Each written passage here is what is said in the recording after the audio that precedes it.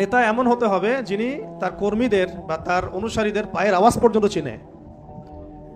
আর আমরা এখন অনলাইনে ফ্যান ফলোয়ার্সদেরকে মনে করি যে তারা আমার সাথে একটা রেভলিউশনে গেলে আমার সাথে থাকবে। ফ্যান ফলোয়ার্স দিয়ে রেভলিউশন হয় না, বিপ্লব হয় না। নিবেদিত প্রাণ একনিষ্ঠ মানুষ লাগবে পাশে, আশেপাশে, যাদেরকে আমি চিনি, যাদেরকে আমি দেখেছি, যাদের পায়ের আওয়াজও আমি চিনি। নবী সাল্লাল্লাহু আলাইহি ওয়াসাল্লাম যাদেরকে নিয়ে সমাজ বিপ্লব করেছেন তারা দারুল আরকামে গড়ে উঠেছেন।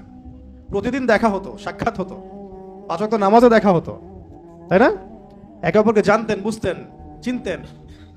আর আমরা এখন ভার্চুয়াল একটা জগৎকে আমাদের অনেক কিছু মনে করি। তো এখানে একটা বিষয় মাথায় দিয়ে দিই আপনাদেরকে, যদি সমাজ বিপ্লবের ফিকির থাকে তাহলে আমাদেরকে কাছাকাছি আসতে হবে। আর কি কাছাকাছি আসতে হবে, কাছাকাছি জামাবদ্ধ থাকতে হবে, একে অপরের সাথে কমিউনিকেশন থাকতে হবে, দেখা সাক্ষাৎ থাকতে হবে, ওঠা বসা থাকবে, চলাফেরা থাকবে। এইরকম আমাদের সাপোর্ট করতে পারে অনেক মানুষ, বিদেশ থেকেও অনেকে সাপোর্ট করতে পারে, দেশে ভালো কিছু হতে পারে না। কিন্তু আপনি যে অভ্যুত্থান, বিপ্লব যেগুলো বলছেন শব্দগুলো, বা দিন প্রতিষ্ঠা, আল্লাহর দিন, আল্লাহর জমিন, আল্লাহর দিন কায়েম, এগুলোর জন্য একনিষ্ঠ মানুষ দরকার আশেপাশে। একটা পুরো একটা চেইন অফ কমান্ড দরকার, এক কথা। এটা ছাড়া ভার্চুয়ালি হয় না এগুলা। যাই হোক, ওটা ভিন্ন প্রসঙ্গ। আমরা এখন যেটা বলছিলাম যে বেলাল রাদিয়াল্লাহু আনহুর পায়ের আওয়াজও নবীজি চিনতেন। তিনি কিন্তু যখন তাকে দেখানো হচ্ছে তখন কিন্তু তিনি তাকে দেখেন নাই যে বেলাল রাদিয়াল্লাহু আনহুর সামনে হাঁটতেছেন। তার পায়ের খসখস আওয়াজ শুনছেন। ওর কোনো বর্ণনা আসছে খরম যে পড়তাম না আমরা আগে, খটখট খট করে শব্দ হতো, এই আওয়াজ তিনি পাচ্ছিলেন। তো এই আওয়াজ যে বেলাল রাদিয়াল্লাহু আনহুর, তিনি কিভাবে বুঝলেন?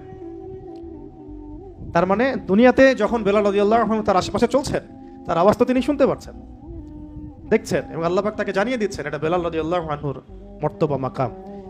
তো এটাকে একদিন বলেছিলাম না, তিনি ওযু করতেন, ওযু করে 2 রাকাত নামাজ পড়তেন। যখন ওযু ভেঙে যাইতো তখন নতুন করে ওযু করতেন এবং 2 রাকাত তাহিয়াতুল ওযুর নামাজ পড়তেন। এই জন্য বেলাল রাদিয়াল্লাহু আনহুকে এইরকম জান্নাতে মাকাম দেওয়া হয়েছে। এটা একটা খাস আমল আর কি। শুধু এই জন্যই না, তার তো তাওহীদ, রিসালাত, আখিরাত, দ্বীন ইসলামের বিষয়গুলো, দাওয়াত, জিহাদ সব তো আছেই। এটা খাস খুসুসি আমল। আমরা বলি না সবার কিছু খুসুসি আমল থাকে, এটা একটা খুসুসি আমল ছিল বেলাল রাদিয়াল্লাহু আনহু। তো বেলাল রাদিয়াল্লাহু আনহুকে উমাইয়া বিন খালাফ, কি নাম? উমাইয়া বিন খালাফ মারাত্মক অত্যাচার করেছিল। মারাত্মক, এটা তো আসলে বললে বোঝানো যাবে না। একটা মানুষকে মারতে মারতে রাস্তা দিয়ে নিয়ে যাওয়া, গলার মধ্যে রশি টেনে ছেঁচড়ানো, পাথর দিয়ে চাপা দেয়া, বালুর মধ্যে শুয়ে রাখা। যারা আরবে গিয়েছেন বা যাওয়া আসা করেন তারা ওখানকার গরম সম্পর্কে জানেন, কিছুটা ধারণা আছে। ওই রকম গরমের মধ্যে মরুভূমিতে একজন মানুষকে শুয়ে রাখা আর উপরে পাথর চাপা দেয়া কত কঠিন বিষয়। বেলাল রাদিয়াল্লাহু আনহুকে বলা হচ্ছিল যে তুমি ধর্ম ত্যাগ করতে হবে না, খালি বলো যে লাতের কসম, উজ্জার কসম, খালি এতটুকু বলো। তোমার আল্লাহকে গালিও দেওয়া লাগবে না, তুমি খালি বলো লাতের কসম, উজ্জার কসম। আর তিনি বারবার বলছিলেন আহাদুন আহাদ, আহাদুন আহাদ। যত মারা হচ্ছে তত বলছেন আল্লাহ এক, আল্লাহ এক, আহাদুন আহাদ। এরপরে সূরা নাজিল হয়ে গেল কাফেরদের প্রশ্নের প্রেক্ষাপটে, বলো আল্লাহ এক, কুল হুয়াল্লাহু আহাদ।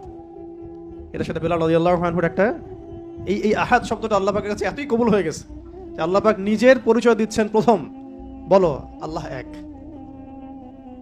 এই এক শব্দ দিয়ে, আহাদ শব্দ দিয়ে সমস্ত মুশরিকদের, যত দ্বৈতবাদী আছে, বহুত্ববাদী আছে, তাদের সবার ভিত্তিটা ভেঙে দেওয়া হয়েছে। যে একজন সত্তা আল্লাহ হতে পারবে না যদি সে এক না হয়। এখন আপনি হিসাব করে দেখেন যে হিন্দুত্ববাদী যারা বাংলাদেশে, তাদের দেবতা কি একজন? অসংখ্য দেবতা। তারপর যারা বহুত্ববাদী, তাদেরকে দেবতা একজন। যারা নক্ষত্রের পূজা করে, নক্ষত্র কি একটা? সূর্য কি আসলে একটা? এরকম অসংখ্য সূর্য আছে আমাদের সৌরজগতে, আমরা একটা দেখতেছি। এই গ্যালাক্সিতে কত সূর্য আছে? বহু সূর্য আছে। এমন অনেক গ্রহ আছে যে গ্রহগুলোর মধ্যে একাধিক চাঁদ আছে। চাঁদ কি একটা? গাছ কি একটা? নদী কি একটা? পাহাড় পর্বত কি একটা? যার উপাসনা আমি করবো তিনি এক হইতে হবে। এমন একজন যার কোনো দ্বিতীয় কোনো সত্তা যার নাই, অদ্বিতীয় তিনি। খেয়াল করে দেখবেন এখানে ওয়াহেদ শব্দ আনা হয় নাই। ওয়াহেদ মানে কিন্তু এক, ঠিক আছে? ওয়াহেদের আবার এরপরে আপনি ইসনান, সালাসা, আরবা এগুলোতে যেতে পারবেন, 2, 3, 4 যেতে পারবেন, কিন্তু আহাদ আলাদাভাবে আনা হয়েছে, এর ওয়াহেদ শব্দটা আনা হয় নাই। এখানে অনেক ব্যাপার আছে। তো এখানে মূল কথা হচ্ছে, প্রথম কথা যে যিনি আল্লাহ হবেন তাকে এক হতে হবে, বা এমন কোন সত্তা আল্লাহ হওয়ার বা ইলাহ হওয়ার দাবি করতে পারবে না যার বহু বচন আছে, যার ডুপ্লিকেট আছে, যার দ্বিতীয় ভেরিয়েন্ট আছে, ভার্সন আছে, তিনি কখনো আল্লাহ হতে পারবেন না। এখানে সমস্ত মুশরিকদের ভিত্তি ভেঙে দেওয়া হয়েছে। কুল হুয়াল্লাহু আহাদ, হে নবী বলেন আপনি যে বলে দিন যে তিনি আল্লাহ এক। আল্লাহু আকবার।